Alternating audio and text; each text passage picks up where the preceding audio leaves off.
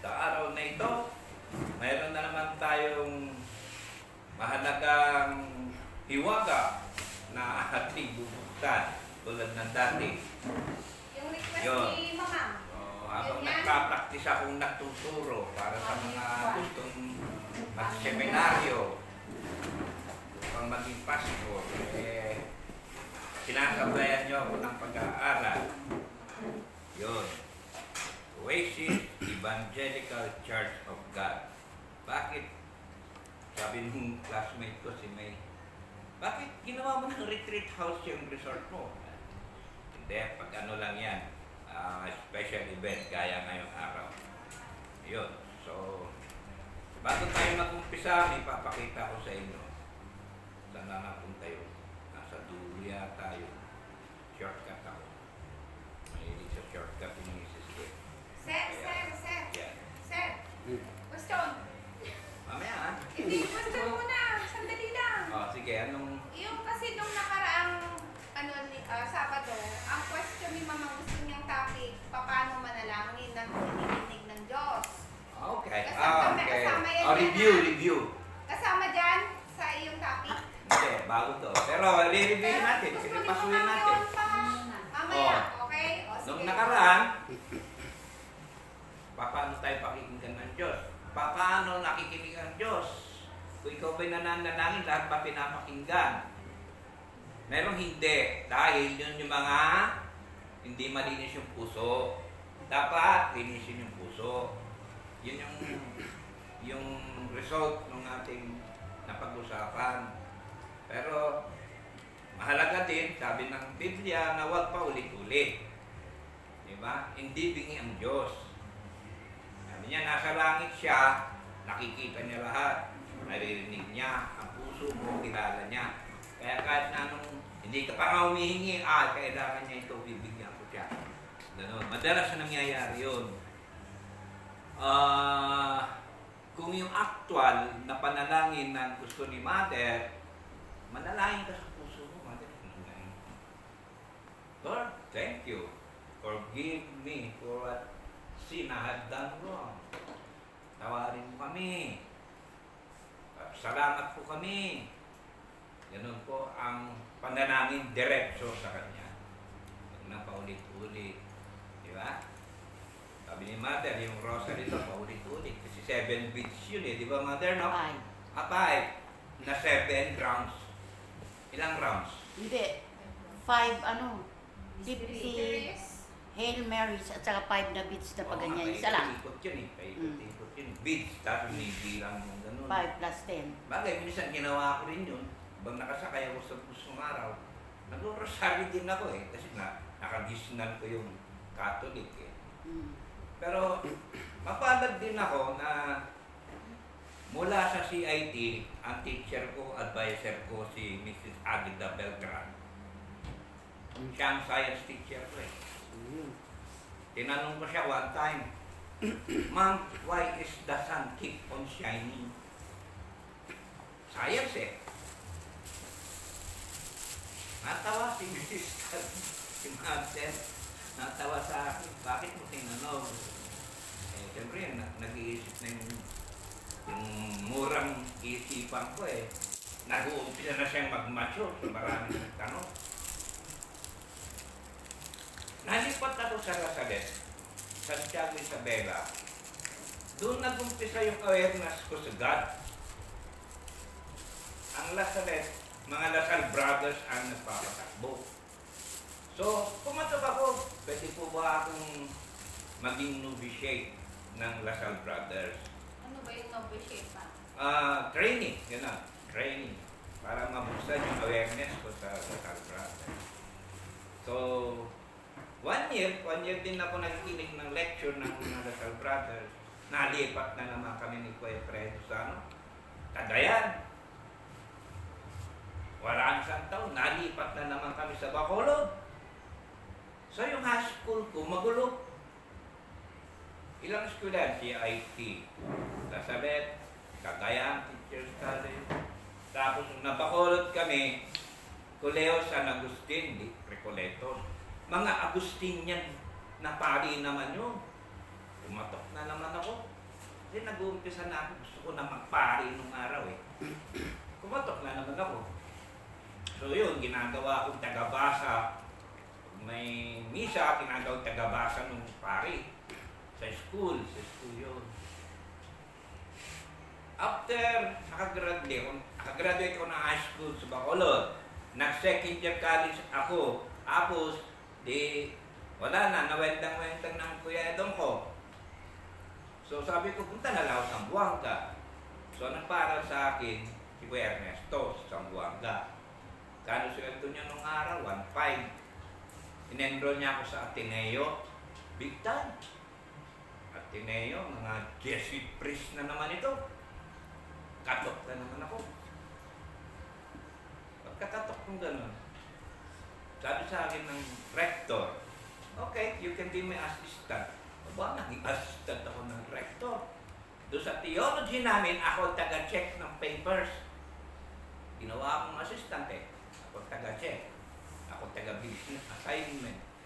So yun, na-link ako, napalapit ako sa tawag ng Diyos. Ang paglilingkod, ano ba silbi ko sa mundo? Sabi ko, anong use ko? Buti na lang, siguro hindi ko kapalaran maging pari. Marami pala siyang ipapakita sa akin dating ng araw. Yun, binigyan niya ako ng mabuting asawa. Yun, binigyan niya sa akin. Magagandang mga bagay na pinagkaloob ng Diyos na dapat natin ipagpasalamat. Lahat nangyayari sa buhay natin, papasalamat ka. Diba? May pagsubok na dumating sa buhay mo. Harapin mo, magpasalamat ka, tutulungan ka ng Diyos. Balikan natin si Mother nung nag-i-inquire ako sa science. Yung itinuro niya sa akin sa science, so namulat ang kaisipan ko sa science. Hanggang nag-research ako, hanggang kaya ko nang basahin ang constellation. Pero mo, mga between na yan, nakikita nyo yun. Una mong makikita, 3 stars, 3 kings. Diba? Tapos andyan na yung Leo. Nakikita mo siya, yung constellation. Isinyer ko sa mga anak ko nung nasa Davao na kami. Sabi ko sa mga anak ko, dadalhin ko sila sa bubong. Dadalay ako ng tawag doon, sapin. Tapos paihigay ko sila, sabay-sabay kami titingin sa langit. Pina-identify ko sa kanila ang constellation. So napakahalaga pala yung mga science na pinag-aaralan ng tao na maraming katanungan, hindi ma-explain bakit may bituin, bakit may araw, bakit may buwan. May gumawa, alam na natin yun, di ba? Nung una, sabi ng Diyos, ay wala. Walang-wala, void and nothing. Walang naman ang space. Gumawa siya, heavens and earth. Let there be light. Yun sunod-sunod na creation. So yung mga katotohanan na yun na magbibigay sa iyo ngayon ng kaalaman. Sabi, importante ituro mo sa bata. Mula sa aking guro, tinuruan niya ako, bata. Kapamilya ako, tinuruan ko yung mga anak ko, bata. Nakasulat pala sa Biblia. Nakikita nyo sa screen, ang sinasabi niya, turuan mo ang bata sa daan na dapat niyang lakaran at pagka tumanda man siya, ay hindi niya hihiwalayan. So, nandyan siya. Pero mo, nung mag-umpisa kang maglakad, nakakaintindi ka, papa, mama. Diba? At turuan ka na ng mga magulang mo, anong magsalita, paano lumakad na maayos. So magiging yun na yung guide mo habang lumalaki ka. Nakasulat pala sa Biblia. Ang kahalagaan ng pagtuturo sa bata. Yun ang ating binuksan munang verse sa umagang ito. Ngayon, dumaan tayo sandali sa mga marami pang katanungan sa Biblia. Tingnan nyo ha, kung anong madalas na tanungin ng mga tao tungkol sa Biblia. Ay, maliit. Siya. What is the meaning of Bible? People ask, madalas yan, ano ba yung Biblia yan? Yeah. Ito, sagot ng mga scholar. The English word Bible is derived from Greek, Romanized, tapos tinatawag niyan, ta Biblia, meaning the books. Books, sabi niya. The word itself has the literal meaning of paper or scroll and came to be used as the ordinary word for book. Yun. Ano laman ng Biblia? Ito yung mga kasulatan, mga aral, ang unang ginawang Biblia kasi nung araw ay galing kay Moses. Yung 5 chapter, no, yung Deuteronomio, 5 aklat yun yung ginawa ni Moses. Hanggang mabuo yan. Sumunod yung mga pag-aaral na mga apostol, sinulat na rin nila. Ano susunod? Ano pa? Kasi nasabi, who wrote the Holy Bible? Oh, ito.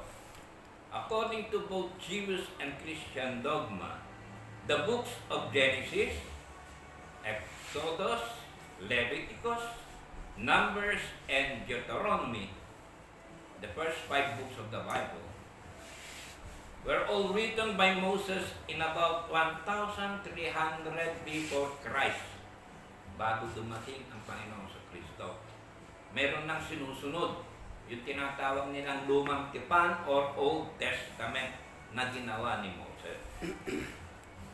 There are a few issues with this, however, such as the lack of evidence that Moses ever existed. Yun. So, doon pa lang, marami na namang question. Sino si Moses? Diba? Alam natin, napapanood natin yung movie about Moses. Nag-declare ang hari na papatayin ang lahat ng lalaki for fear of, sabi, papalitan siya. Inepos din sa Moses. Nilagay sa basket, pinaagos, swerte, napunta siya sa palasyo ng hari. Ang nakapulot sa kanya yung anak ng hari. Nalagaan siya. Naging governor. Pero doon tinawag siya ng Panginoon. Sabi niya, ilang 400 years nang ginagawang slave ang mga Jews. Pakawalan mo sila. Utos ng Diyos kay mo. So, ganoon ang nangyari. Hanggang nailigtas niya lahat ng mga Jews doon sa kaharian ng Greek. Ano pa sinasabi? Review lang naman tayo, bibilis ako. Kasi mas maganda yung susunod na pag-usapan natin. Review. Okay, sabi rito, the oldest surviving book text of the New Testament is the beautifully written Codex Sinaiticus, which was discovered at St. Catherine Monastery at the base of Mount Sinai in Egypt. Yun. Yung New Testament pala, yung sulat ng mga apostol, pinaka-the best daw na aklat na kasama sa Biblia. So, yun. Ginagamit natin guide ang Bible sa ating buhay dahil nandyan na lahat. Scholars now believe that the stories that would become the Bible were disseminated by word of mouth across the centuries. So, maraming taon in the form of oral tales and poetry, perhaps as a means of forging a collective identity among the tribes of Israel. May dumating na panahon nga sinunog Sinunog dahil maraming nakakonfuse. So, ang ginawa naman ni Martin Luther, naggawa siya ng panibagong Biblia na lalong kumalat. Mayaman si Martin Luther pero pinasunog yan ang panahon na yun. Hanggang nabuhay siya muli. Tingnan nyo yung hiwaga ng Biblia. Kaya ngayon, tinuturuan tayo gumamit ng Biblia. Kahit papano, lalo ngayon high-tech na tayo, ang Ang Bible, libre na. May apps kang pwedeng ilagay sa cellphone mo. Tulad ng ginagawa ko sa inyo ngayon, no? High-tech na. Di ba? So, yun yung mga short, brief introduction ng Biblia na pinapakita lang na ang salita ng Diyos ay walang hanggan. Hindi siya pwedeng mawala. Nagiging guide natin. Mula noon hanggang ngayon, marami ng panahon na lumipas, pero nandyan pa rin siya. Okay, umpisa natin ang paksa natin ngayong umaga. Ito, napakaganda. COVID. Nag-post ako sa Facebook. Daming namamatay. Sumagot sa akin si Gloria. Sabi niya, Manong, takot akong mamatay. Sabi ko, wala naman exempted ang tao. Lahat naman namamatay. Di ba? Ngayon, titingnan natin kung ano sinasabi ng Biblia tungkol sa kamatayan ng tao. Diba? Maisip mo pala. Sabi niya, ang mapalad na kamatayan ng tao na ikinalulugod ng Diyos ayon sa Biblia. Nalulugod pala ang Diyos pagka ang tao ay namamatay. So, hindi siya dapat na ipatluksa dahil nalulugod ang Diyos. Paano nangyari yun? Na ang mapalad na kamatayan, may mapalad pala kamatayan. Paano yung mga nag-air crash? Mapalad ba yung kamatayan na yun? Sumabog sila. Diba? Yung lumulubog na barko, mapalad ba yun? Nasa gasaan sa highway, sumabog yung utak, labas ang mata, utak niya, sabog-sabog sa kalsada. Diba? Ay, meron, nangyari one time. Pinuntahan ko nga dahil kasamahan din namin dati. Eh, mukha talagang plat na plat ng gano'n. Gano'n ko sa kabaho mo, nakaplat talaga. Parang pakin. Pinakita pa yung mukha niya? Oo, pinakita. Grabe. Titigan mo pa. Mapalad, nakamatayan. Tingnan natin kung ano sinasabi ng Biblia. Kinalulugod ng Diyos. Diba? Manalulugod ng Diyos. Bakit? Kanya, may iwasan ba ng tao kamatayan? Tingnan nyo to. Sa Ecclesiastes 8:8. Walang tao na may kapangyarihan sa diwa upang pumigil ng diwa. Ni walang kapangyarihan siya sa kaarawan ng kamatayan. At walang dahilan sa pakikipagpunyagin yaon ni mailigtas siya ng kasamaan ng taglay niya. Taglay niya. Hindi pwedeng sabihin ni Gloria, takot akong mamatay. Pero sa susunod na mga paksa, mga verses, makikita natin na nalulugod ang Diyos pagka ang tao ay namamatay. Tingnan niyo. Ito, sinasabi niya sa Job 12:10. Nasa kamay niyang kaluluwa ng bawat bagay na may buhay at hininga ng lahat ng mga tao. Nasa kamay niya ang kaluluwa dahil siya ang nagbigay ng hininga. Di ba? Ang Diyos, di ba, hinipan niya yung clay, nagkaroon ng buhay. Yung pala yung kaluluwa ng tao, pag namatay, babalik sa Diyos. Hiwaga, no? Meron dyan sa burol. Sasama na yung yung asawa niya, sasama na dun sa butas Di ba? Di ba?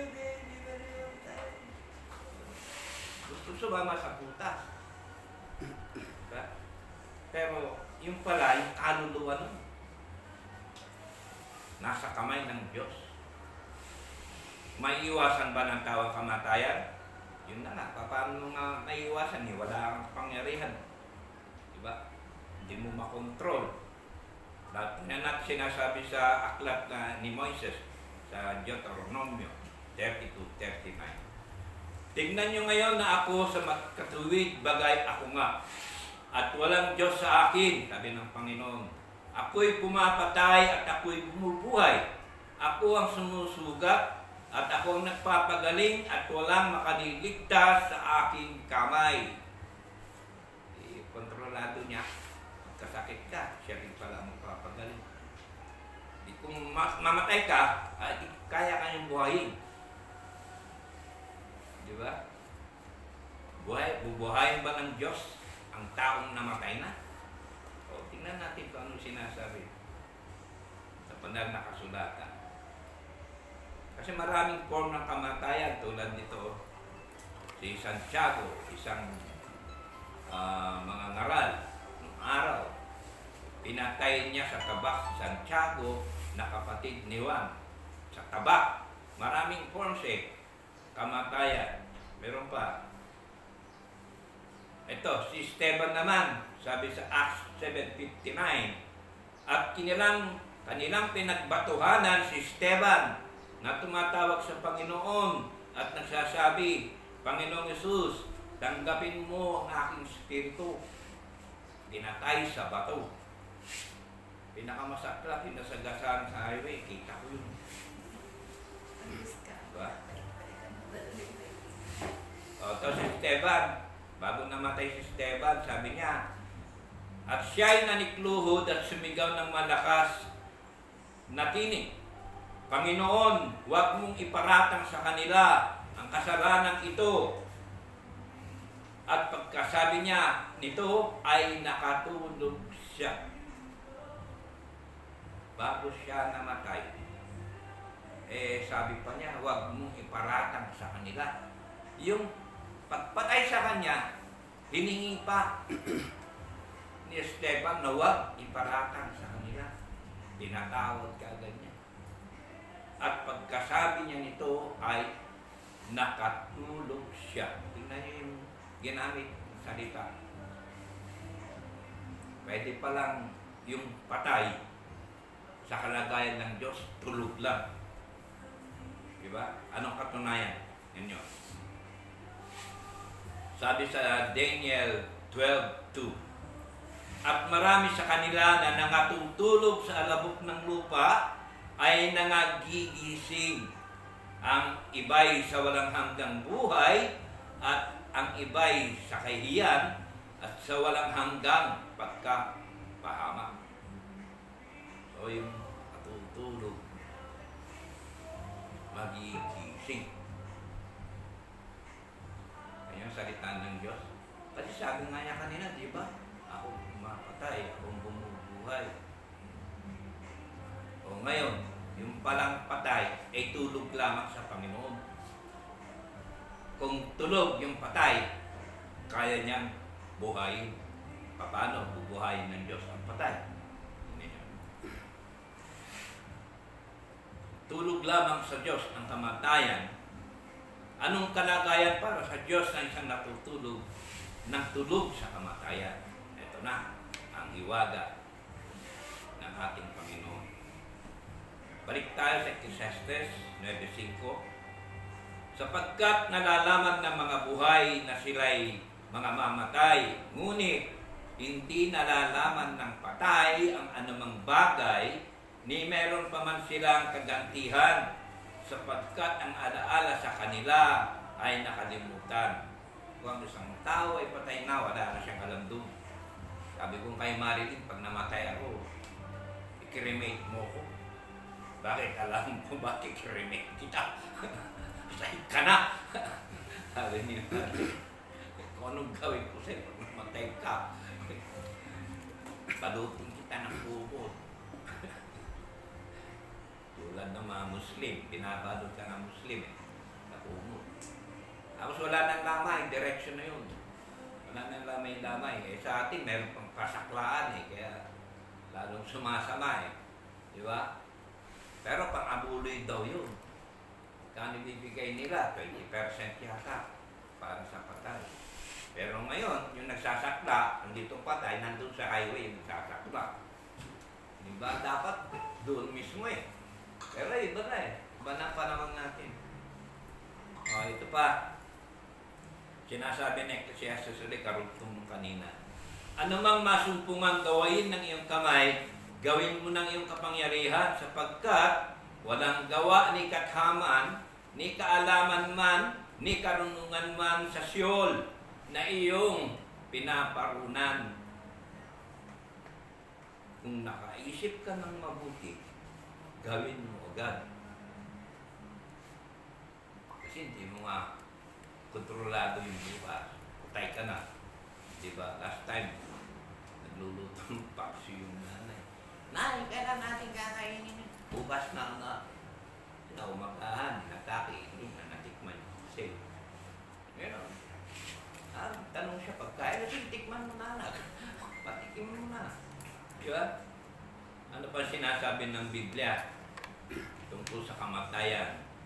Kung paano ang ulap ay napapawi at nawawala, gayon siyang bumababa sa Siyol ay hindi na aahon pa. Ano yung Siyol? Yun yung grave site, yung Siyol. Manalim kasi, pati sa Tagalog, na version, Siyol pa rin ang ginamit. Pero actually yung grave, yung tinatawag nilang Siyol. Siya ay hindi nababalik pa sa kanyang bahay, ni malalaman pa man niya ang kanyang dako. Patay. Hindi totoo yung babalik. Sa-celebrate tayo ng 40 days. Sabi natin, nandyan pa siya. Di ba? Nandyan pa siya. Pero sabi niya dito sa home, strategies, siya hindi nababalik pa sa kanyang bahay. Wala na siya. Kaluluwa niya nasa kamay na ng Diyos Doon dumiretso yun. Kaya yung sinaselebrate natin 40 days, pasyam, mga ganon. Mga ano yun, nakagawian lang natin mga Pilipino. Pero sa banal na aklat, wala yun. Bakit? At ang alabok, oy Shopee, bigil ka. Diyan. At ang alabok ay mauuwi sa lupa, gaya ng una, dahil tayo galing sa alabok, di ba?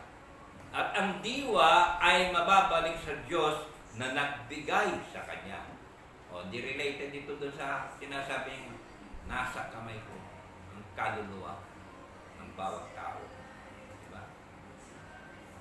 Anong gagawin ng Diyos sa natutulog? Ito may nakakasabik na sagot. Nasa Biblia lamang makikita. Katotohanan sinasabi ko sa inyo, dumarating ang panahon at ngayon nga na maririnig ng mga patay ang tinig na anak ng Diyos at ang makaririnig ay mga bubuhay. Pero mo yung patay, makakarinig. Sino nagsabi? Ang Diyos. Question mo ba ang Diyos? Siya na ang gumawa ng lahat, di ba? Sabi niya, katotohanan. Sinasabi ko sa inyo. At ngayon nga na maririnig ng mga patay ang tinig ng anak ng Diyos. Ganda, di ba? Sapagkat kung paano ang Ama ay may buhay sa kanyang sarili, ay gayon din naman pinagkalooban niya ang anak na magkaroon ng buhay sa kanyang sarili. Correct. Pareho silang Diyos Di ba?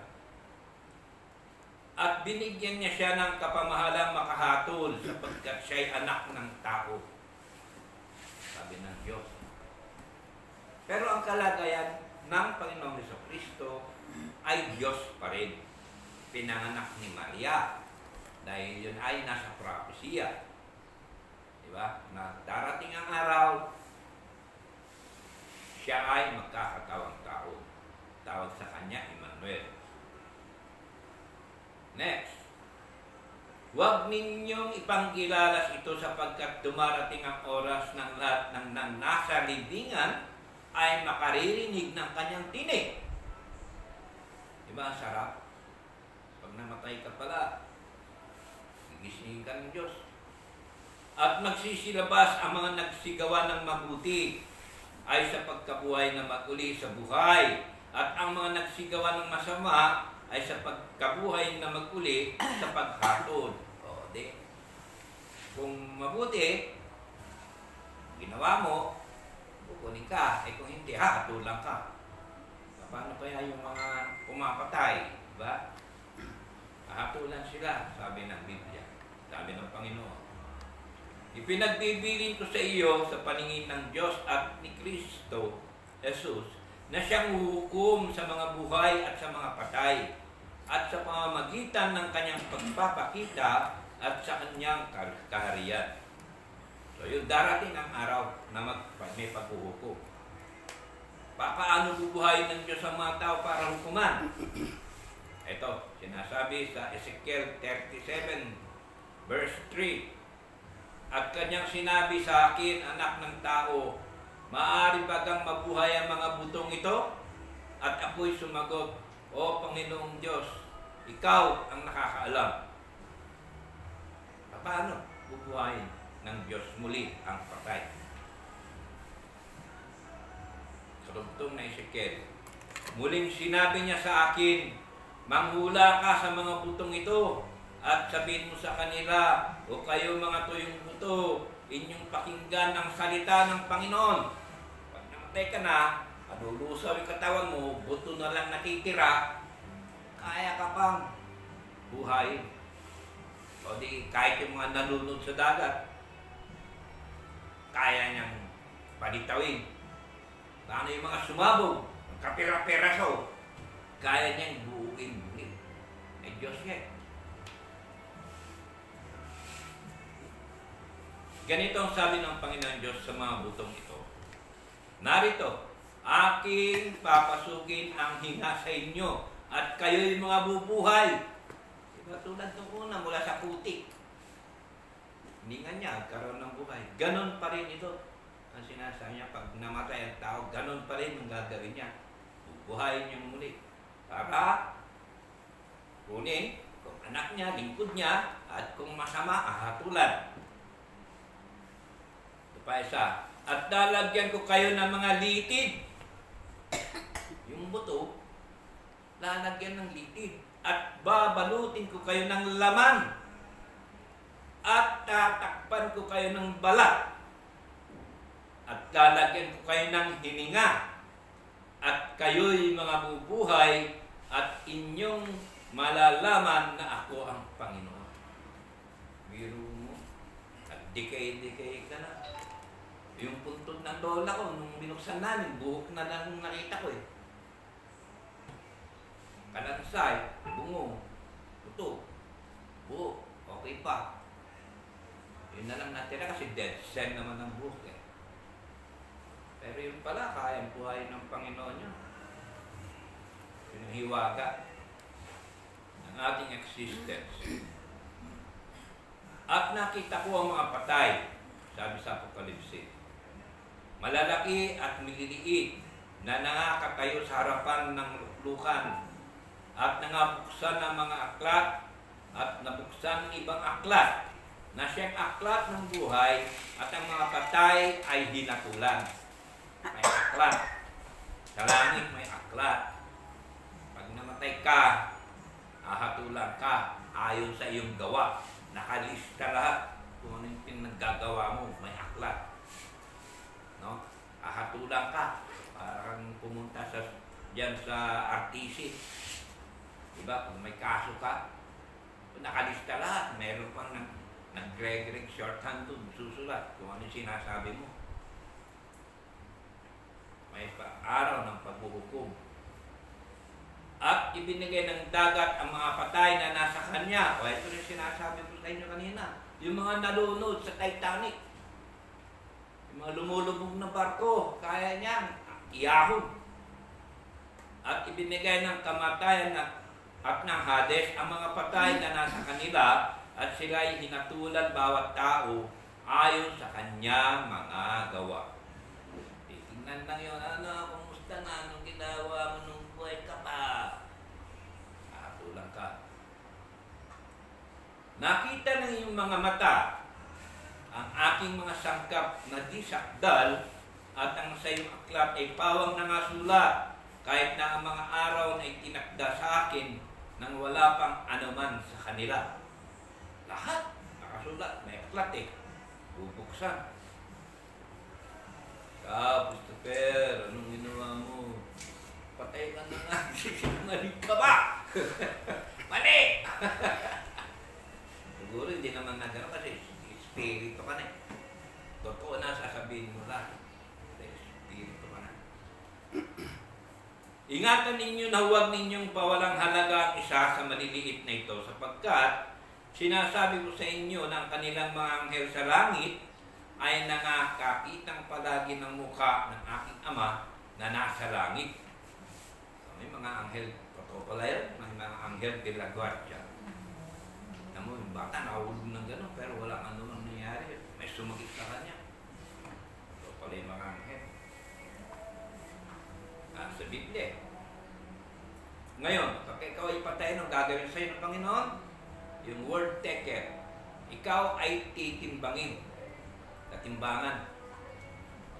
Pagka ikaw ay nasumpungan kulang, mali, ito hapon sa'yo. Doon ka. Kumukulong apoy. Kanina, may mapalad na kamatayan doon sa unang pinitawan natin. Ano yung mapalad na kamatayan? Yan yan. Mapalad at banal ang makalakip sa unang pagkabuhay na maguli. Sa mga ito'y walang kapangyarihang ang ikalawang kamatayan, kundi sila'y magiging mga saserdote ng Diyos at ni Kristo at magagaharing kasama niya sa loob ng 1,000 taon. Mayroong sinasabi rito, ito malalim ito, yung ikalawang kamatayan. May chance ang bawat isa. Namatay ka, ahatulan ka. Kung mapalad ka, kukunin ka ng Diyos at kasama kang maglilingkod sa harian ng Diyos. Yun yung mapalad na kamatayan. Kung kukunin ka ng Panginoon upang maglingkod at kasama ka, maghahari sa loob ng 1,000 taon. Meron pa tayo 1,000 taon. After death, meron ka pang 1,000 taon. After that, kasi kasama ka na ni Kristo, kung kinuha ka niya, mangangaral na kayo sa lahat ng mga bansa. Yung ayaw makinig, yan na yung hatulan. Pero ito, isang hiwaga na naman ito. 1,000 taon na magaganap sa buhay ng tao. At ang kamatayan at ang Hades ay ibinulit sa dagat-dagatang apoy. Ito na yung mga hatulan na masasama, mga pasaway. Ito ang kalawang kamatayan, sa makatuwid ay ang dagat-dagatang apoy. Impyerno. Kung ating babalikan, yung madalas na ginagamit, impyerno, yung dagat-dagatang apoy. Sapagkat ang Panginoon din ang bababang mula sa langit na may isang sigaw, may tinig ng arkanghel, at may pakakak ng Diyos, at ang nangamatay kay Kristo ay unang mga bubuhay na maguli. Ang una pa ganyang bubuhay, yung mga apostol niya. Dahil kasama niya naghirap yung mga yun. O sino pa susunod? Nagliligtas niya. Hindi yung lahat ng nakikinig sa kanya. Ang lawak-lawak na ng Christianity. Pag sinabing Christian ka, naniniwala ka kay Kristo. O di kasama ka. E paano kung Muslim ka? Maniligtas ka ba kung Muslim ka? Sila ang makatulan. Pero definitely, sinasabi niya, kung makakasama ka niya sa kaharian na maglilingkod pa ng 1,000 taon bago ang pagkuko, di mapalad. Mapalad tayo. Gaya ngayon, nakikinig kayo sa salita ng Diyos, mapalad ka. Diba? Kung magkagayoy tayo ng nabubuhay na nangatitira ay aagawin kasama sa mga alapaap upang salubungin ng Panginoon sa hangin, at sa ganito'y sa Panginoon tayo magpakailanman. Pag dumating ka ng ganyan, sasama ka na. Halika na. Trabaho na tayo. tax pa natin, yung iba pang maraming tao. Punta tayo sa China. Dahil hindi naniniwala kay Panginoong Jesucristo ang China. So maraming imimisyon. No? Mapalad ang tao pagka naisama ka sa kaharian ng Diyos. Sana. Walang taong makalalapit sa akin, sabi sa aklat ng Juan. Maliban ng ang amang nagsugo sa akin, ang sa kanya'y magdala sa akin at siya'y aking ibabangon sa huling araw. Yung taong tumulong kay Kristo sa pagbubuhat ng krus. Sa amin. Yung dalawang magnanakaw na nasa tabi niya. Nung pinakit sila sa krus, you will be in paradise. Sabi ng Panginoon. May binigkas kasi yung isang magnanakaw. Panginoon, sama mo. You will be with me in paradise. Kasama yun. Bakit? Kasi ang Diyos ay tapat. Nasa pamamagitan niya ay tinawag kayo sa pakikisama ng kanyang anak na Jesucristo na Panginoon natin. Kaya kung anong sinabi ni Kristo, you will be with me in paradise, mangyayari yun. Dahil siya ay nasa kalagayan Diyos din. Ngayon, may mga samahan, may mga iglesia kino-question. Ama, sabi daw ni Kristo, bakit mo ako pinabayaan? Kino-question niya. Yung form ng pagkamatay ni Kristo ay nasa kalagayang tao siya noon. Ikaw kaya ay pako sa krus. Nakabitin ka pa. Diba? Wala. Nagdi-deliver na ang katawang tao ng Panginoong Jesucristo. Pero sigurado, alam natin, di ba? Pinatunayan niya. Bagsak mo ang templo ito sa 3 araw, tatayo muli.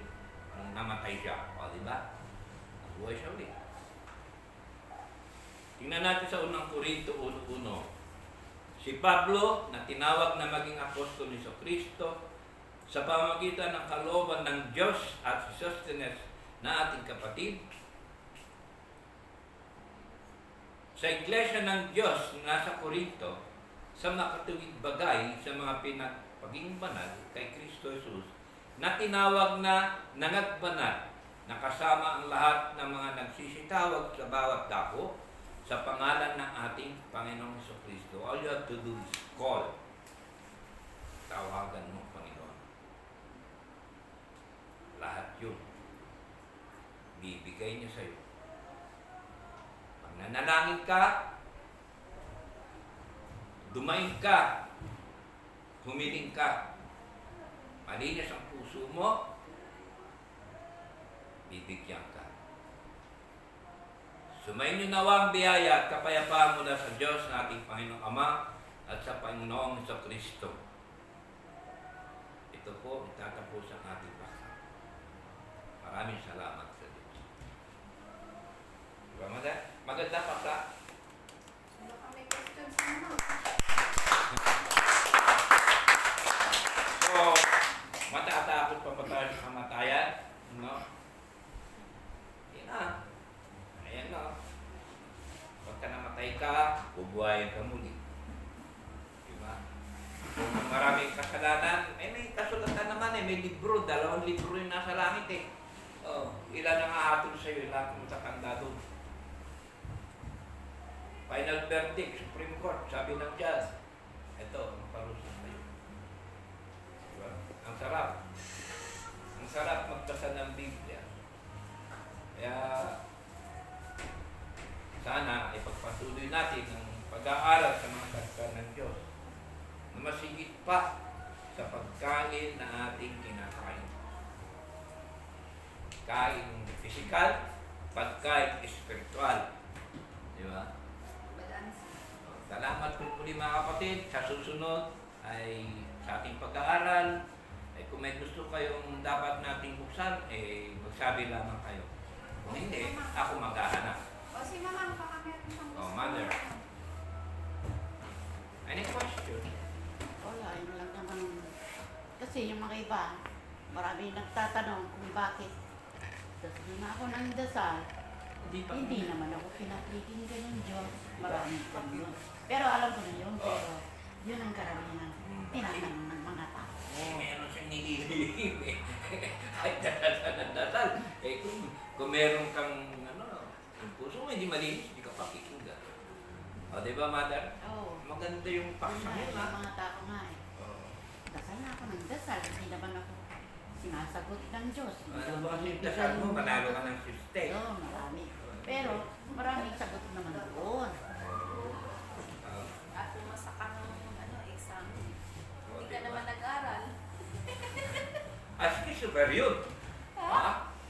Super may nag-aaral niya, pero pagdating na actual exam, 99%. Walang notebook yan. Pero pumapasa. Uy. Walang notebook yan. Scholar ng Piati. Diba? Ganun din yata si Red eh. Sikat din, may junior na tayo. Junior. Christopher Junior yan. Wala rin notebook. Ganyan din. Diba? Hindi nag-aaral, pero nakakurunong daw si Wendell. Uno. Super si Wendell. Marami palang tagapagmana si Christopher eh. O siya, alas 12 na yata. Perfect eh. At least, kumain tayo ng nutrition. Hindi tayo naguto. Pero kailangan natin para mamaya malakas ang brain. Ano na yun? May yellow Sige, pala si Mother, panalangin ko tayo natin.